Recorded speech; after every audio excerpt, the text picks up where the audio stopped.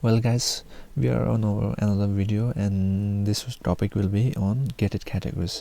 What gated categories actually is, if your product is on gated categories, then you need a certain approval from Amazon to sell it on their website.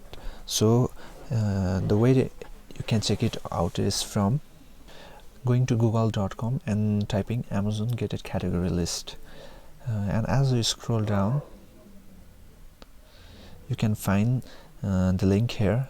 As you scroll down you can see you need approval from selling from these categories like holiday selling requirements in toys and games, Amazon watch, made in Italy products, collectible coins, personal safety and household products. Household products, only certain products will be on gated categories. So if your product is on gated categories, there will be an option on your listing like request for approval on side menu. If the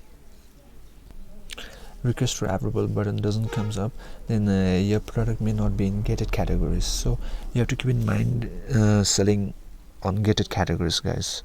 So first you have to check if your product fits in this category or not.